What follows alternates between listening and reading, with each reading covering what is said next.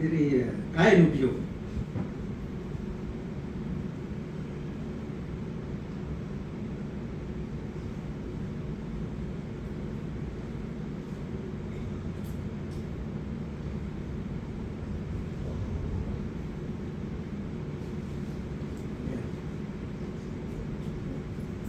Okay. Today we will slow down on doctrine. Huwag muna tayo mag-doktrina, masyadong seryoso na tayo dito. Di ba? We will take it easy and go for light moments. But we will take things personally. I'll start with a very common and simple question. Yeah. Are you in a relationship? First, we have to understand that God established the relationship between man and woman. God infused the human instinct. Gano'n yun, di ba? To be attracted to each other.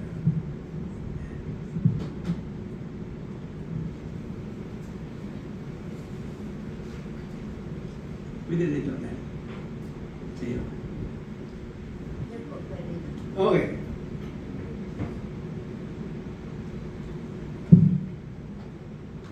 Hindi ko na gamitin ito, di ba? Okay. So, well, beauty, inside and out,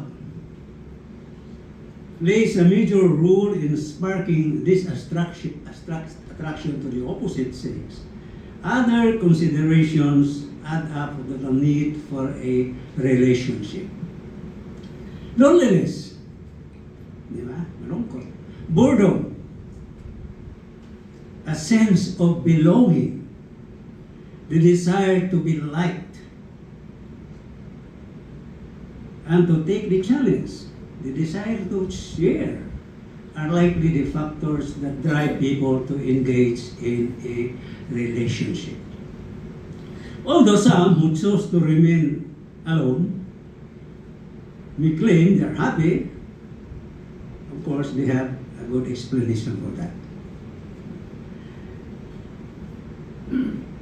Let's go to Genesis chapter 2. It says there, verse 19, and out of the ground Jehovah God formed every animal of the field and every fowl of the air, and brought them to Adam to see what he would call them.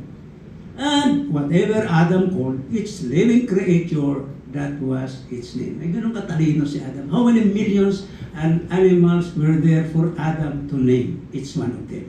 Siya gumawa. Ganun siya ka-creative. Di ba? O, bahala ka siya. The first assignment was, do this. Name all the animals that you can see all around you. So, perhaps, the animals were passing before Adam's presence, 2 by 2, male and female, baka romantic pa, you know. So, that was his first assignment. And God gave name on Adam gave names to all the cattle, to the birds of the air, and to every animal of the field. But there was not found a suitable helper for Adam. Malungkot, diba? Every animal, every creature, everything passed in front of Adam, male and female. Pag tumingin siya sa gilid na, wala, silang mag-isa. Tingin mo, hindi nakikita ng God yan. Kita niya. And God saw everything that He had made, and behold, it was very good. The animals, everything, the creation, the entire creation was so beautiful. God has to even appreciate His own work.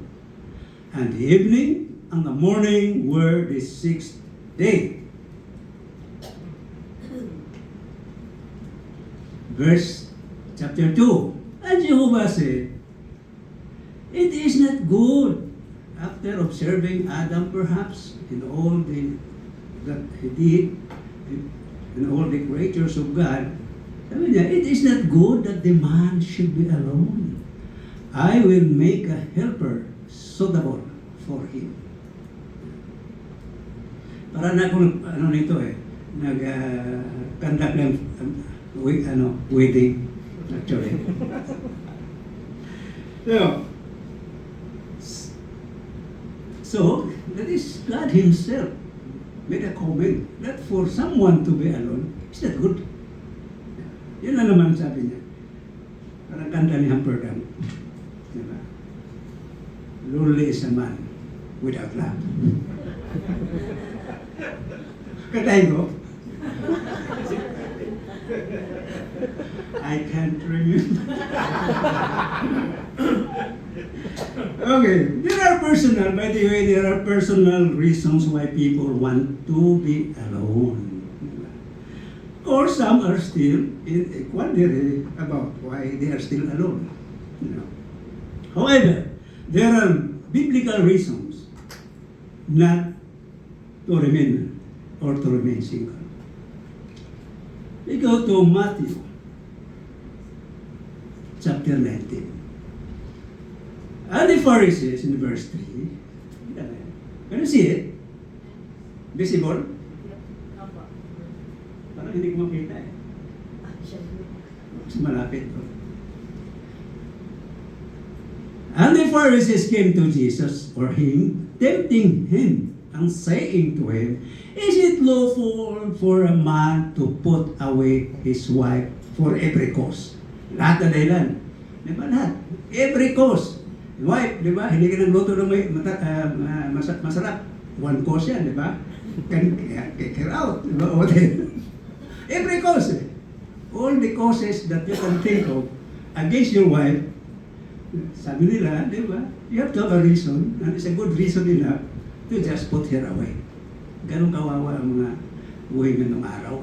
Di ba? Parang property. And he answered and said to them, have you not read what that he who made them at the beginning made them male and female? And said, for this cause a man shall leave father and mother, and shall cling to his wife, and the two of them shall be one flesh. That is what Jesus said. But, therefore, he said, they are no longer two, but one flesh. Therefore, what God has joined together, let not man separate. Yeah. They said, those who asked him, his critics, his detractors, why did Moses then command to give a bill of divorce and to put her away? He said, because of your hard-heartedness, Moses allowed you to put away your wives, but from the beginning, it was not like that. So, this is again their conclusion. And I say, again, said Jesus, whoever shall put away his wife, except, now there is one case where you can put away your wife, except for fornication, and shall marry another, commits adultery. His disciples said to him, ito na, the disciples na, exclaim, if this is the case of the man with his wife, it is not good to marry. Huwag na lang, di ba? Masalimuot pala yan. Wala pala tayong reason na pwede iwalayan o ipalisin ito. Di ba? Yun lang. Paano kung hindi nag-fornicate? Di ba? Wala. Wala reason. So, wag na lang. Sabi na, ayaw na lang. No. Delikado. Malatali ako dyan. But he said to them, not all who receive this word except those to whom it is given. Continue.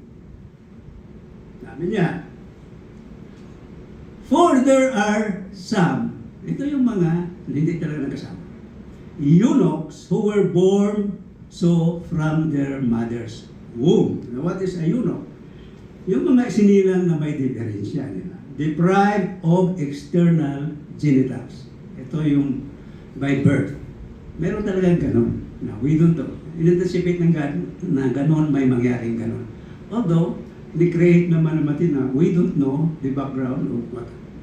Maybe, people make mistakes or whatever in their the way they live. So this is a result. But Jesus said, there are those who were born or still are in their mother's womb, and they are deprived of external genitals. And then there are eunuchs who were made eunuchs by men. Diba? Talagang di eunuch. Ito yung mga eunuch, they are castrated person employed in oriental chambers, impotent and unmarried. A chamberlain. Ito yung magbabantay ng mga sa harem. Babantay din yung mga babae ng king. Diba? Kaya kailangan castrated ka. Delikado eh. Diba? And there are eunuchs who made themselves eunuchs for the kingdom of God's sake. Ito yung nagbaw ng chastity. Then I said, he who is able to receive it, let him receive it. Now, some chose to stay single. Kahit hindi siya eunuch or kahit siya kumpleto. Because they felt they were commissioned to dedicate their lives to God. May ganun. Yung mga madre, kung ginagawa na yan, di ba? Mga parents, vows of chastity. Pero we know what's going on. An example, yung righteous na eunuch, or hindi talaga nag-asawa, not a eunuch, but he decided himself not to avail of the manly, was not, need, man's need. John the Baptist, for example, is an example. He remained single. And he remains single. Hindi siya married. For one, he lived an ascetic lifestyle. Paano siya mag-asawa? Diba? Kinakain niya, locos lang at honey.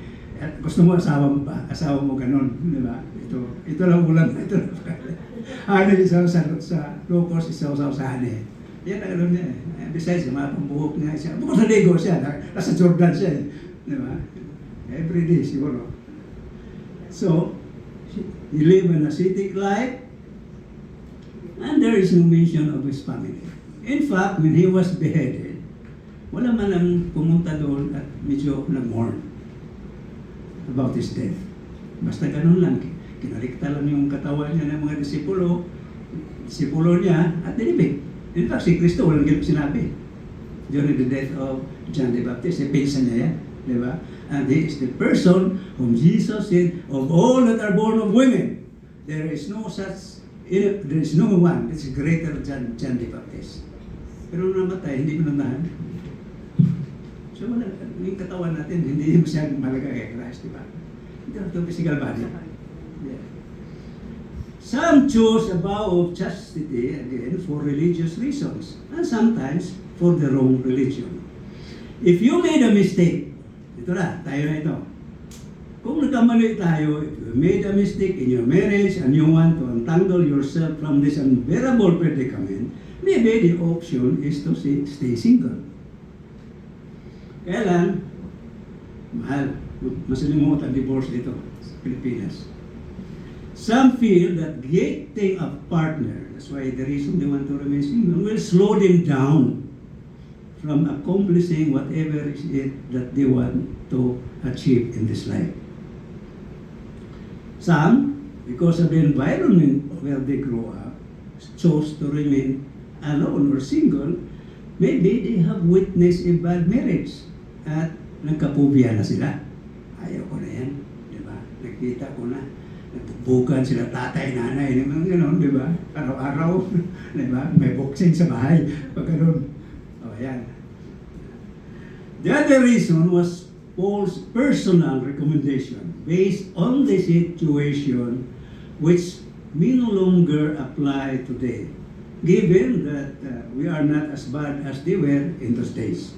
So, they have limited opportunities to make a living, and perhaps the political environment was not so convenient to raise a family.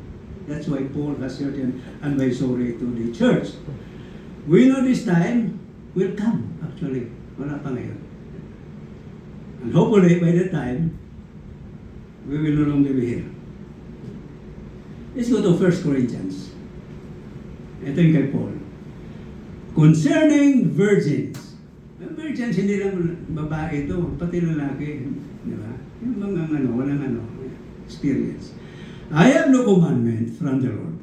So wala siya. This is Paul's personal opinion and advisory. Yet I give my judgment as one who has obtained mercy from the Lord to be faithful. Galing ni Paul, di ba? Liwanagin niya kung sino yung nagsalita at kung saan galing. Hindi pwedeng bawat bukang bibig natin dito galing kay Lord.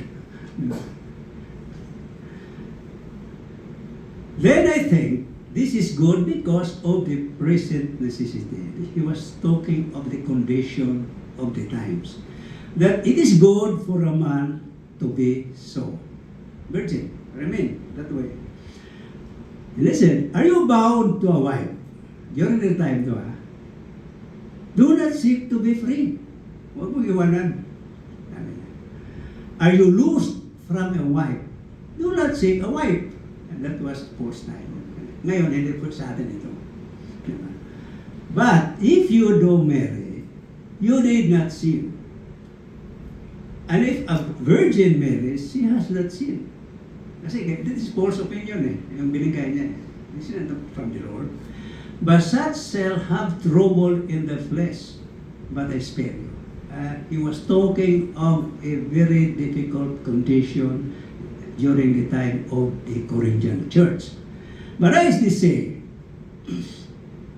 the time is short. So they were expecting Jesus to come already at that time. Diba? Si Paul and most of Paul's statement regarding the arrival of Christ is active, presently pronounced. Like, for we see the coming of the Lord, brethren. We which are alive shall be caught up together with him in the clouds in the air, and so shall we ever be with the Lord. We. Tagal na yun. But this I say, brothers, the time is so short, it remains that both those who have wives should be as not having one.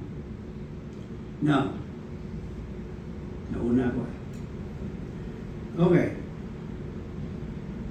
Now, that was Paul's personal assessment of the condition in their time. They faced extreme hardships, making it uneasy to raise a family. Again, this is situational. Now, some enjoy life by merely maintaining close friends and not engaging in a serious relationship. Hindi ganun. Happy na kahit na, di ba, puro lang barkada. Life has a variety of choices. The principle is always that what is it that makes you happy? Yeah. What is it that you think makes you effective? What is it that helps you achieve your goals?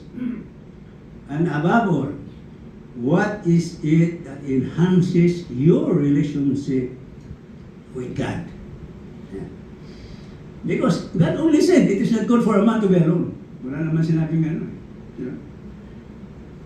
He did not say he's not pleased with someone who chooses to be alone.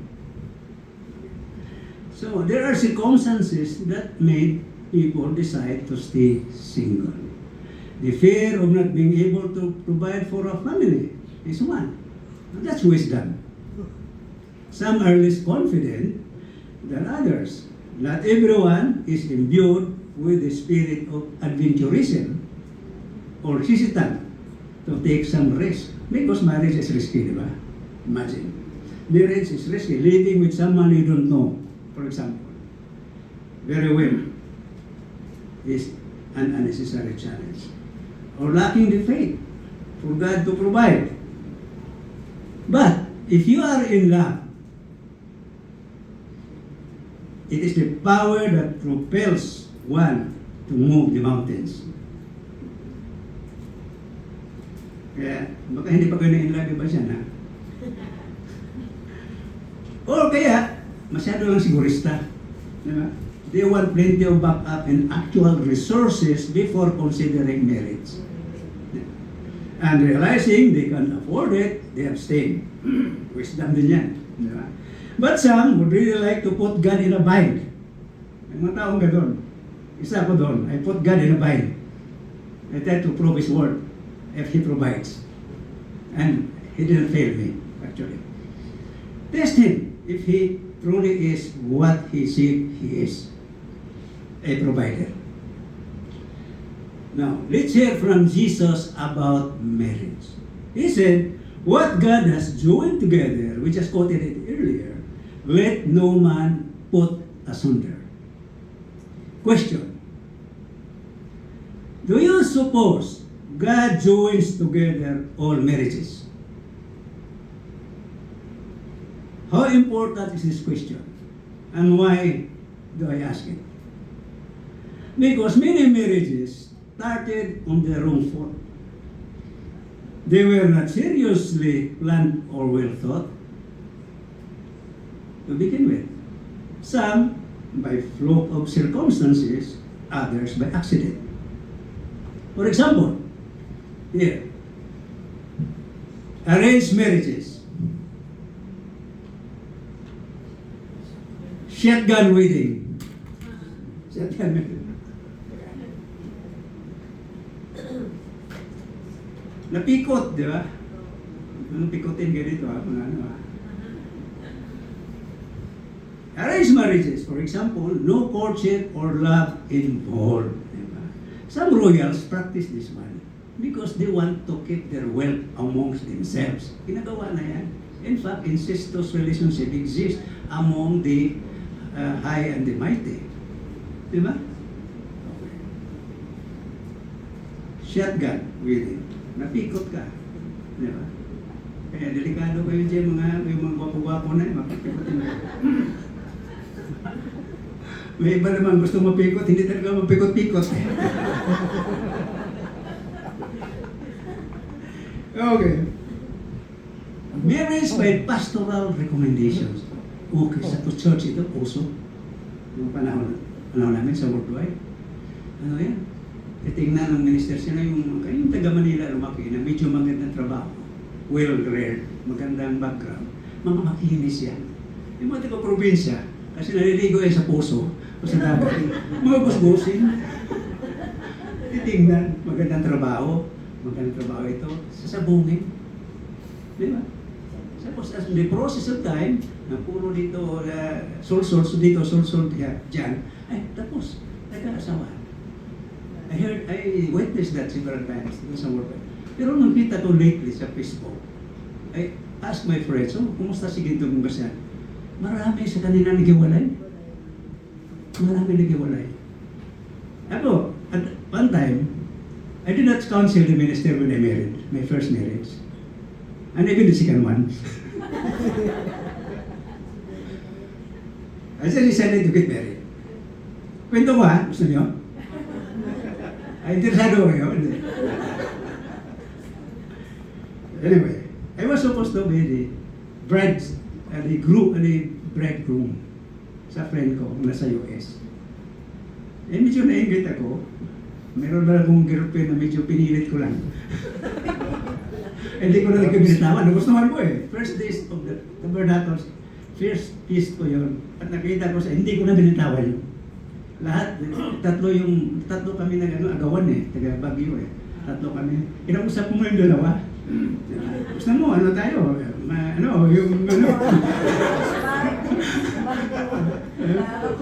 Head or tails? Wala. Hindi naman ako gusto talaga. Talagang hanggang nagustuhan ko. Anyway, yeah. So, in the process of time, the marriage was very good. Stampol dito, ganyan. Kasi siyempre, nakagilap ka pa ng mga needs mo, hindi ka naman stable na trabaho mo, ano ba trabaho mo, nagbibenta ka lang ng wallpaper, ano mo sa tablecloth eh. Yun, diba sabi. Tapos, problema na. The minister went to the house. Eli, your marriage is a curse. That is how, cruel, what the word was that, ano mas maganda, harsh, were the statements. Tiniis ko lang yan. Nung araw pieces naman member naman, Church of God, talagang wala kang magawa. Of course, wala. Let's try. Bakit? Hindi ka magiging eh. We split when she died. The rest, whom they really are trying to arrange by recommendation that she is good, he is good, you are good together, blah, blah, blah, etc. I heard it. 5 na yung nag-iwan na, narinig ko sa Facebook sa mga friends ko. Anyway, bahala sa buhay na. So, marriage by pastoral recommendation. Delikado. Kaya dito sa church, hindi kami masyadong nag-recommenda. Pero ako si Dexter, sa'yo, iligawan mo, sige dito.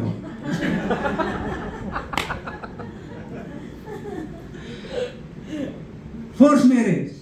Ano yun? Napilitan. Di ba? Napilitan siya. There are marriages resulting from forcible entry. The woman may have been raped, and she had to marry to the attacker to save herself from perpetual humility. Then there are marriages for better opportunities. Yan o, hantok sa Bisaya yan. Hantok. Ano ba hantok? Galing sa larong ano yan yung tawag ito.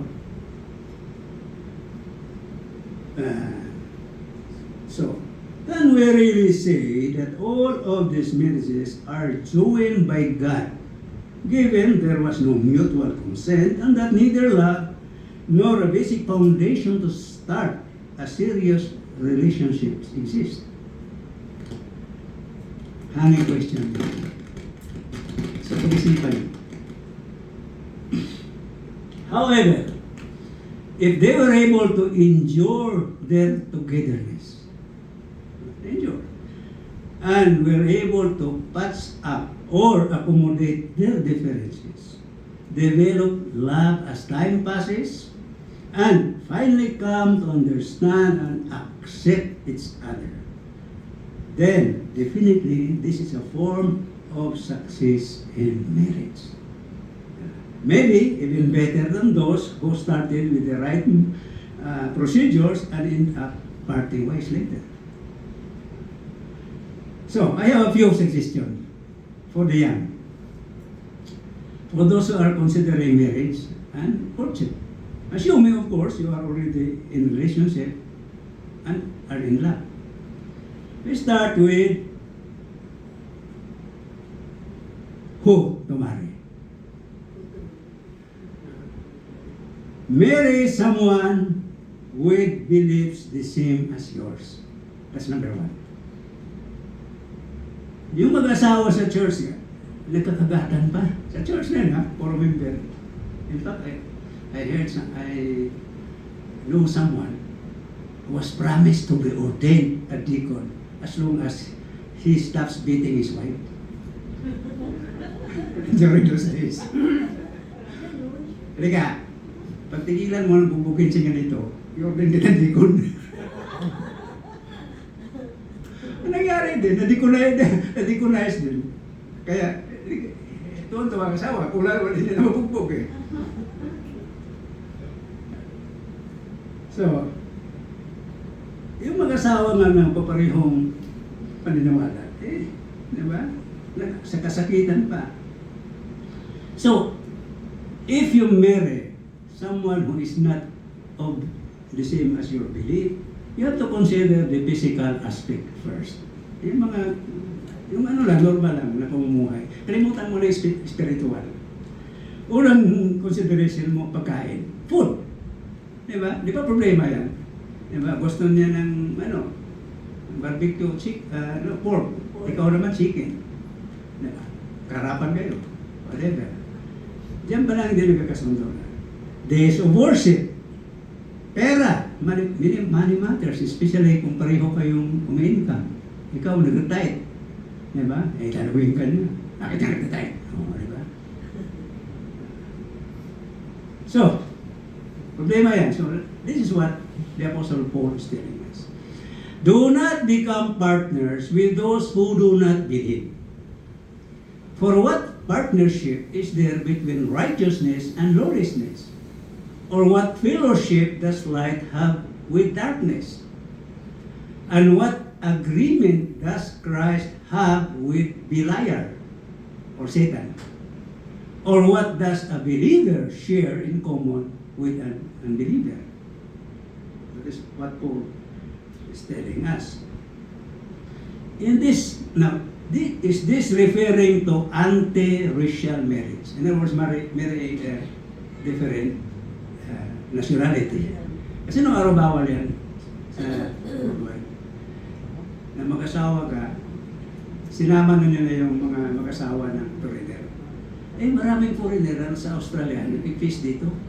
At that time, sa Baguio, nandun sila. Isang tropa, mga more than 20 sila pumuntang Baguio, mga Australia. Puro binata.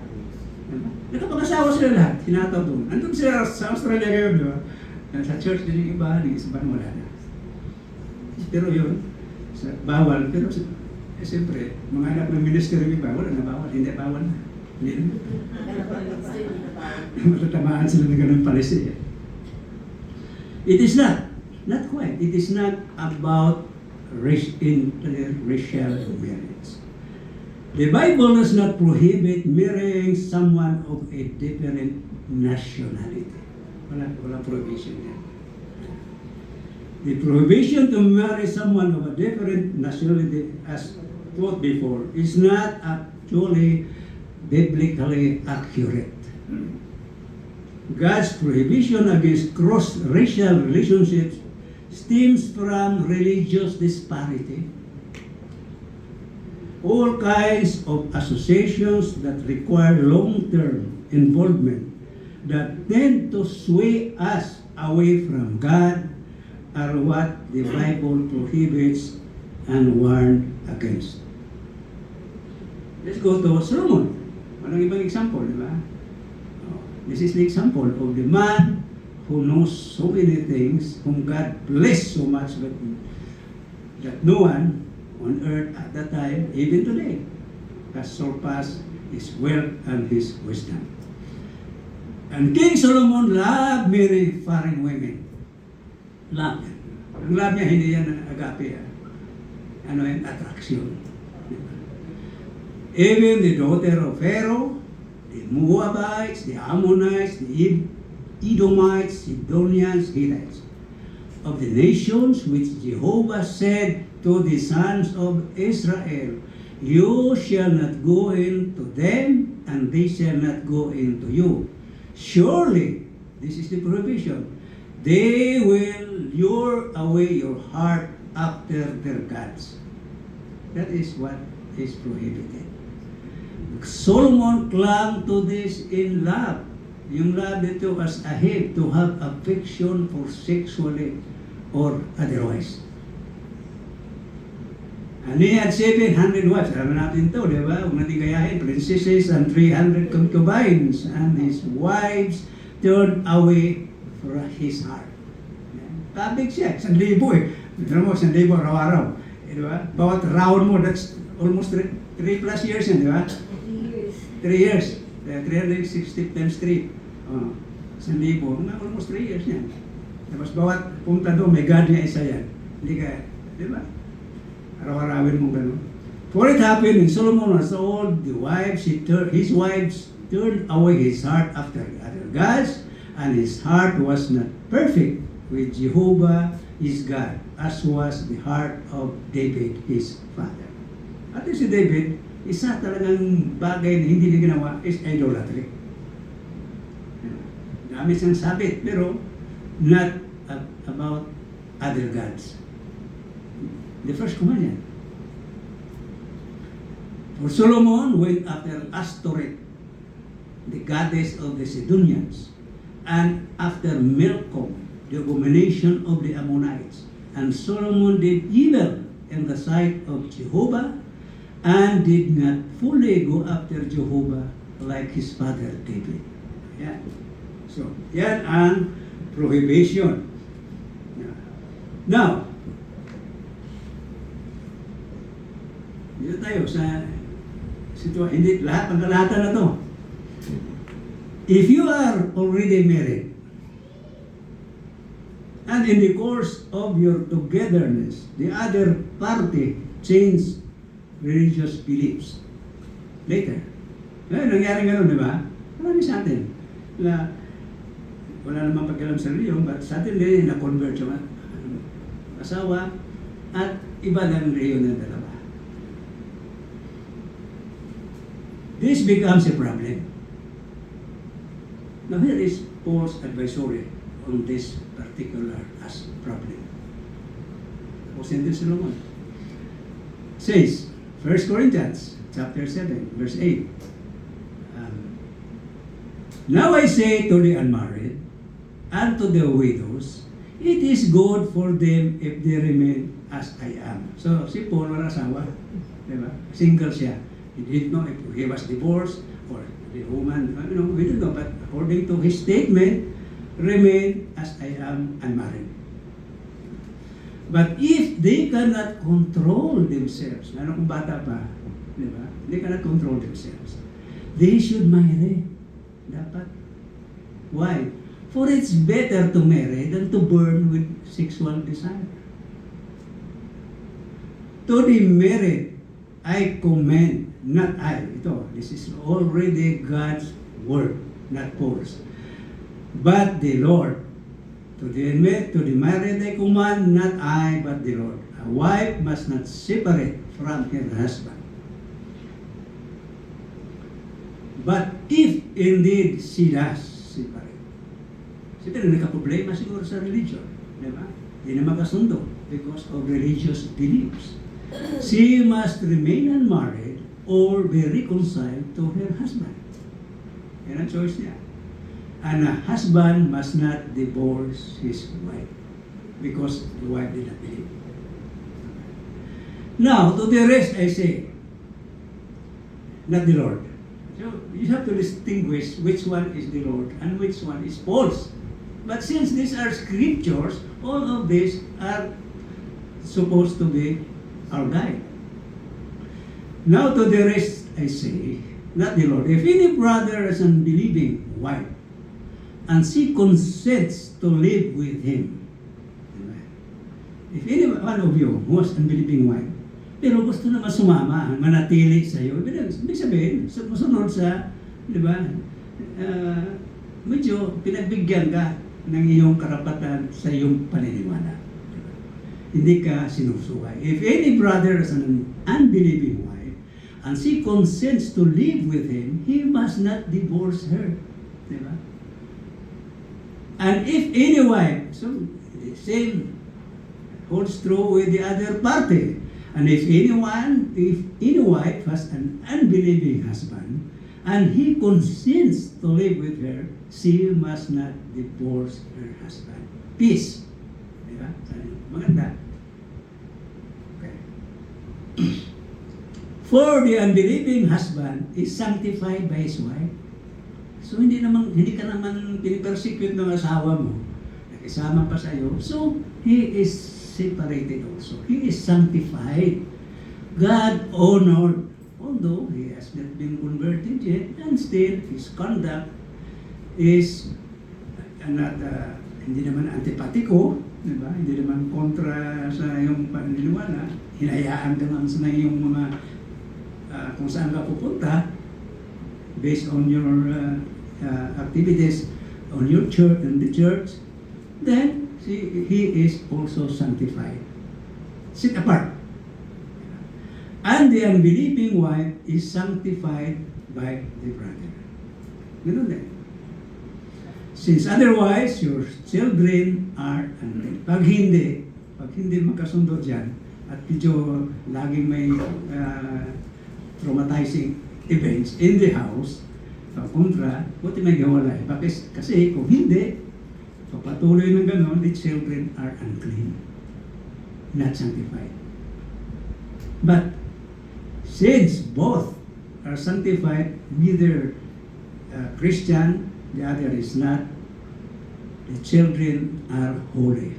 Even as the husband is sanctified and believing as he is, and yet he is not he's not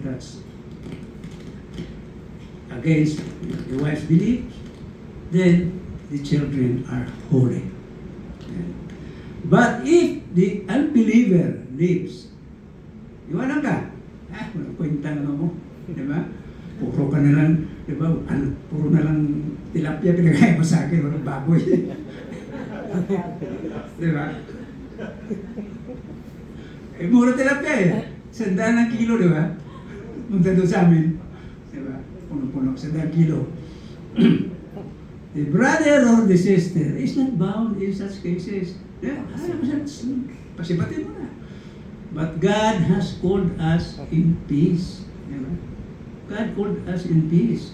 And the house is in chaos regularly because the husband or the wife is always quarreling you because of your religion. Diba? Malis. Bara siya umalis. Because God called us in peace. Diba? Manahimik tayo. Okay. Now, for how do you know why? Tanong. Whether you will save your husband. Nobody knows. Even if both of us are in the church, nobody knows. If your wife can save you. Or how do you know, husband, whether you will save your wife? You don't know.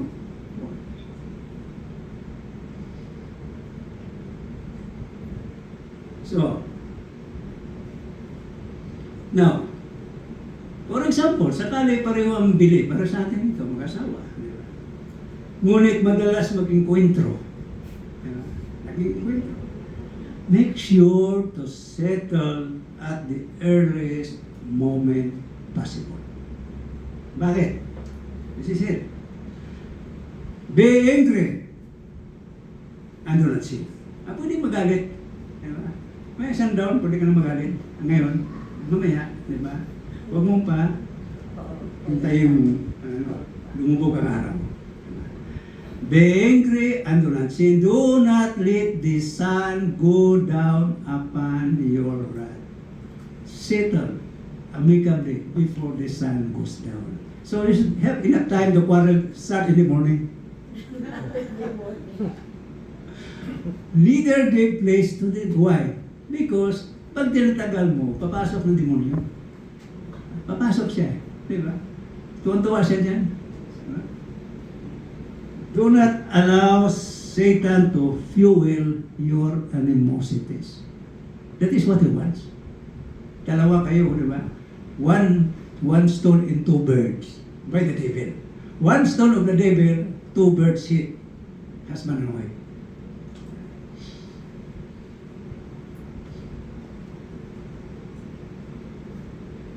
Don't allow him to fuel your disagreement. Kahit medyo nag-alangan ka, lalo sa lalaki, mabahay, pag-ikot-ikot, ano yan, pag-ikot-ikot yan. Kahit nag-alangan ka, take the initiative, The first move is yours to extend peace. You don't have to speak. Yakapin mo na. Diba? Ito na ba? First Peter. Why? Here.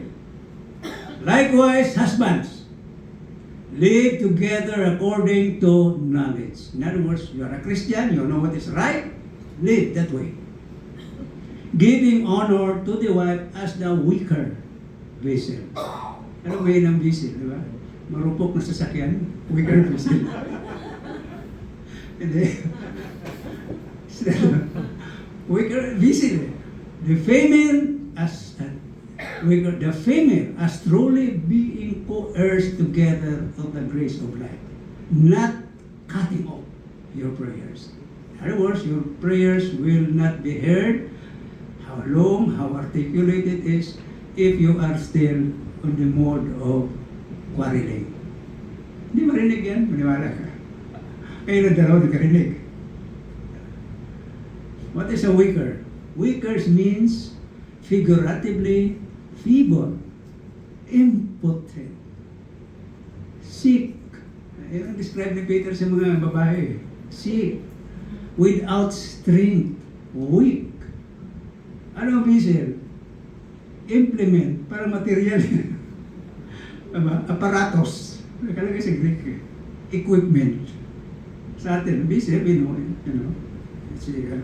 it's a boat. Now, remember, Master ni Peter yan, why? He's a married man. May asawa siya. He knows what to do. So, as I said, number one, know whom, choose whom to marry. Marry one of the same beliefs. Balik tayo sa mga single. Marry one at least with the same belief as yours. Another pointer for the single. Marry one you know. Kilala mo. Diba? Marry your neighbor. Doon sa probinsya, nag-asawa, puro yan mga kapitbahay lang. Di ba? Sila lang. Diba? Magkakilala sila. Maganda kasi yan eh. Kasi pagka mag-away yan, magkasagutan yan sila. Kinuha mo ko, ganun ako, kilala mo ko eh. Di ba? Wala. Tapos ngayon, magsisisi ka, kilala mo ako eh. Madaldal ako, di ba? Puro ako gusipir ako, tapos inasawa mo ko ako. Wala ka, di ba? Ngayon, sisihin mo ako, ito ako eh. Mahal mo ko, di ba? O, gano'n yun. Yun. Marry one, you know. So that, wala sisihan. Di ba? You already knew her. Di ba? If you marry a strange woman, meaning you are not familiar with, the adjustment period is quite long and challenging. Hindi mo naman kilala yan, hindi mo katabi yan. Diba? Or, to be safe from outside interference, especially from relatives, marry an orphan.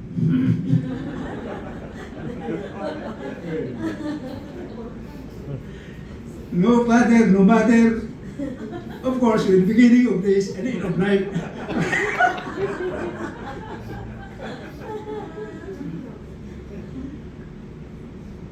Meaning, malayo sa in-laws. Ganun yung sabihin.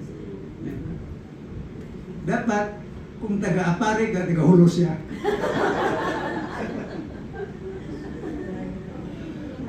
Okay. Walang ka mag-anak. Siya nihirap.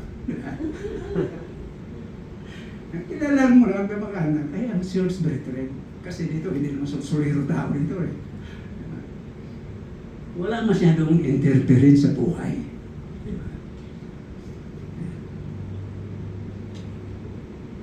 Because most marital problems start with outside interference. Lalo na yung mga anak, may anak na kayo. Eh, nandyan lang yung lola niya. Pag pinalo ko, magalit yun. Diba? Yung apo. Yung apo, mahal ng apo eh. Pag pinitik mo apo niyan, share mo lang na lola. Magulo sa bahay. Madalas mag-alam yung mga in-laws. Diba? Sa akin, buti ako, walang lola dito. Pito, Pito, di ba?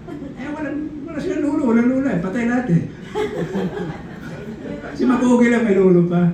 Si Mac, malayo. Ayaw sumakay ng barko. Magka-replano ka, lalo. Sabi ko, replano. Medyo mahirap mo replano kasi pag magkayroong turbulence, di ba? Ganun-ganun kayo. Dapat ko eh. Hindi na siya. Pabarkuhin siya ni baby ngayon. Ay, hindi. Siya naman. Wala kasi nalingin ka. Okay. So, yan. Mga sabi, may ako magulit. Diba? Hindi ko naman pwede pitikin. Diba? Ganyan ka ulo, ano, no? Diba? Takutin ko lang, hanggang doon ako eh. Diba? Hanggang ganun, So, the first law of marriage is for this cause shall a man leave father and mother and cleave to his wife. So, the next point. Doon tayo doon sa mga magkasama pa lang.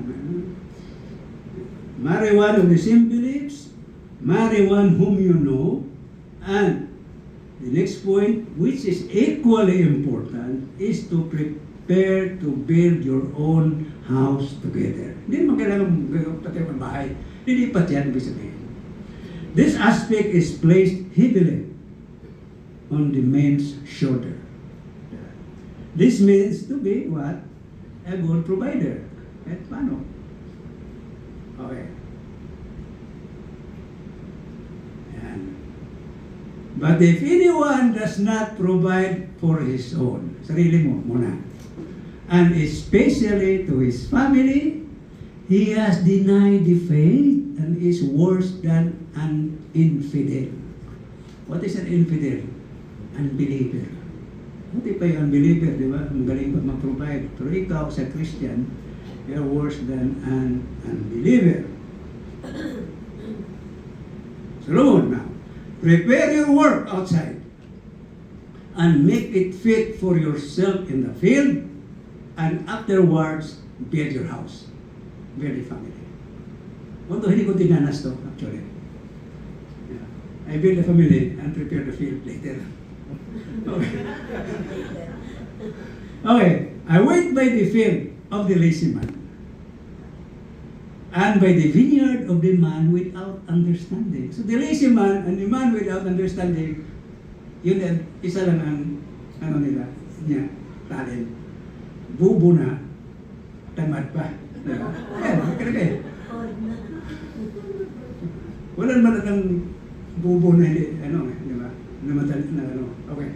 And no, pero maraming matalino na tamad. Di ba? Marami. Matalino, pero tamad. And no, it was all grown over with thorns and nettles had covered the face of it. And its stone wall was broken down. Pati mga pader, sira. So, Solomon yan. Meron pa, mga advisory niya. Then I saw, I set my heart on it. And I look, I received instruction. A little sleep, a little slumber, a little folding of the hands to lie down, then your poverty comes stalking, and your want like a man armed with a shield.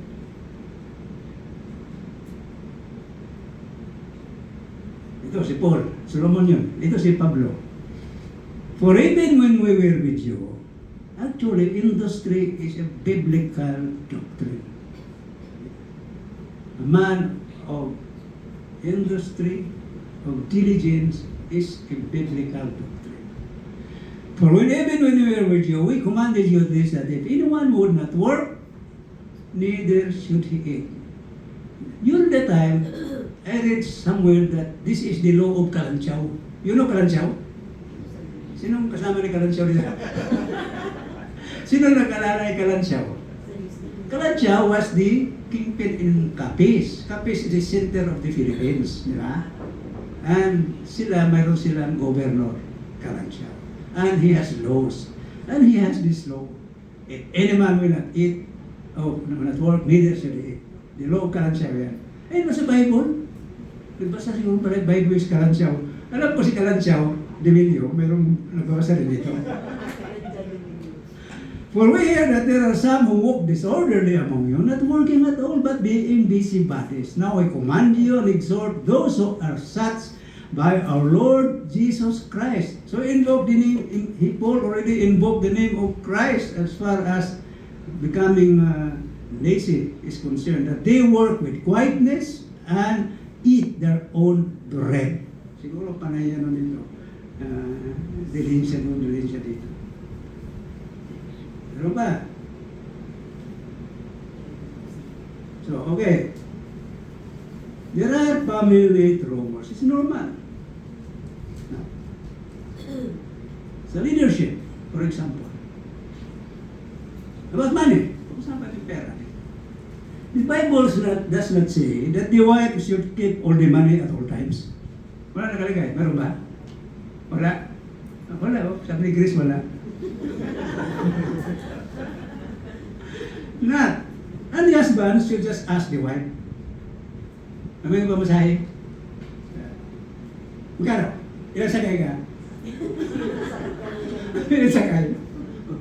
Ang mahal mo sa pamasahe na tumaas eh. Di ba? Wala. Nakalagay sa TV, hindi pa tumataas eh. Ganon. Pilipino tradition yan. Wala yan sa Biblia. Pero liwanagin dapat ito para hindi pag-awayan ang pera. Ang pera hinahanap, hindi pinag-awayan. Hanap tayong pera. Di ba? The wife presents the budget. Parang gano'n. The husbands fill it up. Sa case ko, iba eh. May wallet just lie around. Lalo kung wala naman. Kalapag ba? Okay, Genesis chapter. So again, God said, there is a form of government, a set-up. And Paul spell it out in the 11th chapter of Corinthians. Kung ano talaga set-up sa pamilya. Be imitators of me, that's Paul. Kayahin niyo ako. Be, o sa ibang translation, be followers of me. Sundin niyo ako. Even as I also follow Christ. Follow me as I follow Christ. Ganon yun eh. Yan ang mga minister. Dapat. Di ba? Sundin mo ko kung susunod ako kay Kristo. Di ba dapat ganon? Ganon na dapat tayo. Para hindi tayo manloko. Kasi the time will come that many of us will not endure sound doctrine. You have to defend your faith. What you know, what you understand to be the right, defend it. Because time will come, makawala ng church. Diba? Ang dala mo na lang, yung belief mo, yung conviction mo, na ito yun ang tama. And there are many false prophets who will be arising in the last days. But I praise you, brothers, sabi niya. Okay naman kayo, diba? Nakakatawa kayo that you remember me in all things. At least you acknowledge my work, you know that I'm doing it faithfully, parang, you know, and you keep the doctrines as I deliver them to you. Sinunod naman niyo ako. At salamat naman, nagpasalamat ako dito sa Pilipon. Pero sabi na, but I would have you know that the head of every man is not me, but is Christ. Wala dito, sa sit-up. Ano ba sit-up? I would have you know that the head of every man is Christ. And the head of the woman is the man. And the head of Christ is God. Saan dyan ang pastor? Wala, di ba? May maliwanag yan. Ganun tayo. Dapat defend. Be aware of your status and of your calling and of your relationship to Christ and God the Father.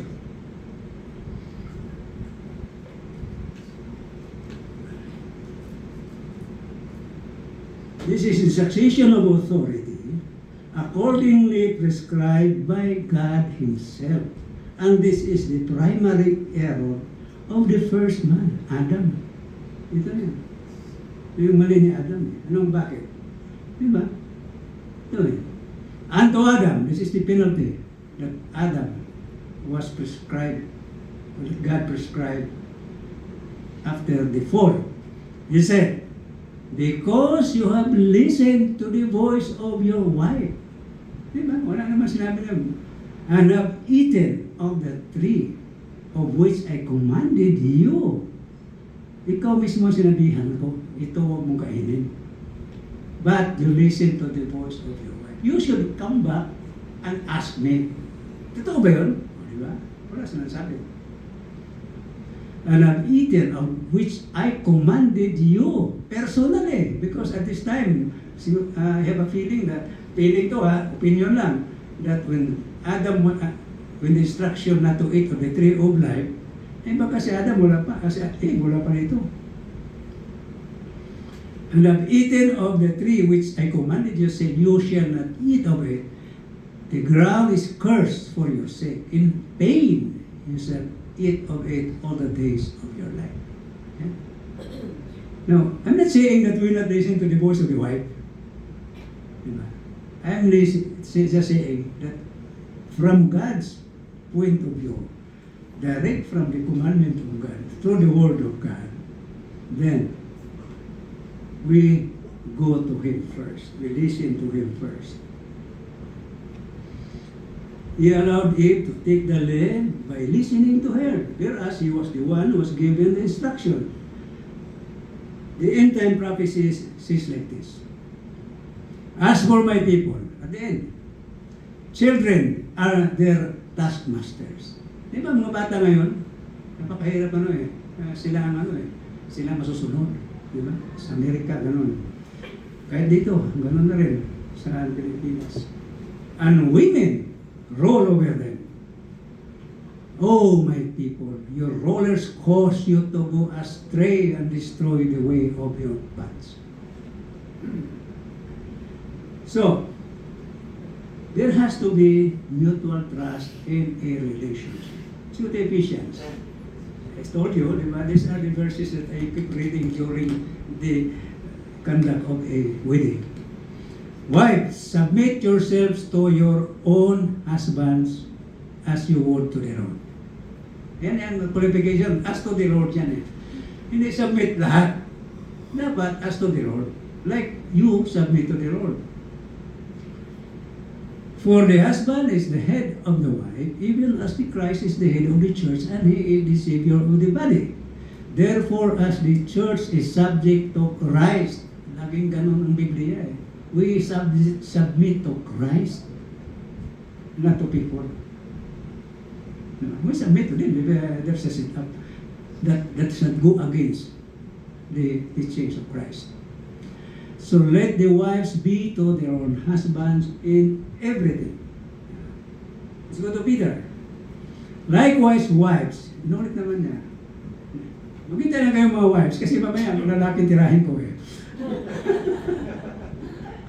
Be in subjection to your own husbands. Laging ganon. So that if any of the husbands do not obey the word, ayaw nila, di ba? Ikaw, this is talking of a Christian woman, they may also be won without the word by the conduct of the wives. Nasa conduct mo yan. Meron nung having witness your chaste behavior in the fear of God. May kaibigan ako. Problema sa marriage. Lagi siyang hinaras na husband niya. Kaya pinayuhan ko. Hinalagaan mo pa. Lutuan mo. The fastest way to a man's heart is through his stomach. Lutuan mo masarap. O kahani, kumakain na ba? Hindi na masyado kasi busy rin ako. Paano yan? Tatawag. Hani, may ulam ba tayo? Ano bang luto mo ngayon? Ay, honey, sorry, wala akong, kasi nagpaayos ako ng buhok. Dito ko kay ganito, tapos tinuloy ko na rin, nagpa-spots panner ako, pati yung mga, ko, ayos ko pa rin. Diba, okay lang, honey, mayroon ng mga abridor dyan eh. Abridor, diba? O kaya, yun namang mga dilata yan, mayroong ano yan eh. Ano naman yan eh, yung, ang dali naman buksan yan. Yan. Wala yan. So, laging away. Tignan of whom, ito yan sa mga women of whom let it not be the adorning of garments. Hindi sinumbungga kasi wala naman tayong pasyon dito eh. Or outward braiding of the hair. Mga pag-ganun-ganun. Ang tawag nun, ng pabayos ng buhok. And wearing of gold or putting on of clothing. Masyadong slow down on kikays. Let it be instead the hidden man or woman of the heart, sa puso, diba? In that which is not corruptible, the meek and quiet spirit, which is of great price in the sight of God. Hindi naman sinabi rito na hindi ka mag-ayos. Sinabi lang na hindi ito ang number one. Isipin mo, hindi ka nag-ayos dito. Lahat, di ba? Wala eh. Masyadong masalimutan lugar. Hindi masyadong. Okay. Diba? So, ito na, husband. Sinabi ko na ito. Likewise, husbands, live together according to knowledge. You should live because you have the better understanding of the truth, especially those who have attended the leadership classes. Giving honor to the wife as to the weaker vessel, the female as a truly being co-heirs together. Co-heirs. You are co-heirs with your husband, and we are co-heirs with Christ. In fact, Christ admitted that we are His co-heirs. Together, of the grace of life, not cutting off prayers. Okay, inulit ko na ito. Husbands, love your wives, even as Christ also loved the church and gave Himself for it. So men ought to love their wives as their own bodies. He who loves his wife loves himself. For no man ever yet hated his own flesh. Meron na ba? Meron din. Pag medyo madami kang ginawang palukuhan, gusto mo yung untog yung ulo mo, di ba? And then, you hate your own head. But nourishes and cherishes it even as the Lord loves the church. Kasi Adam, what did Adam say? Mahal niya si Eve. This is now the bone of my bones, and the flesh of my flesh. She shall be called woman, because she was taken out of me. Yeah. Dapat masabi mo rin yan, luwait mo. This is not the bone of my Okay, away. Yan. Okay. Likewise, husband, live together according to knowledge and giving honor to wife as the weaker vessel. We read that. Now, to the final analysis of what's happening. We go to that. I'm about to finish. Tapos na. Okay, squatter ba na? The epitome of love is what we call agape. Yan ang pinaka-punong-dulo ng buhay. So let's go to the love chapter. If I give away everything I own, and if I give over my body in order to boast, but do not have love, I receive no benefit. Zero. Love is patient. Love is kind. It is not envious. Love does not brag, and it is not puffed up. Meron. It's very easy, very error. It is not glad about injustice, diba? But rejoices in the truth. It bears all things. Ano ba yan? It bears all things. Sometimes, you know that a lot of things that we do, God winks, even if we do it deliberately. He bears all things. Many things na pinapalampas tayo. God, pinapalampas ka lang. Believes all things. Maniwala sa lahat. Mahal, saan ka galing? Kagabi. Doon lang. Okay. Ganun dapat. Believes all things. Hopes all things. Umaasa. Ito ang pangarap natin. Pagkasa-asahan na nito, kahit hindi ito matutupad. Diba? Hopes all things. Endures all things. So if God quietly covers, bakit hindi natin mapalampas? Believes all things and endures all things.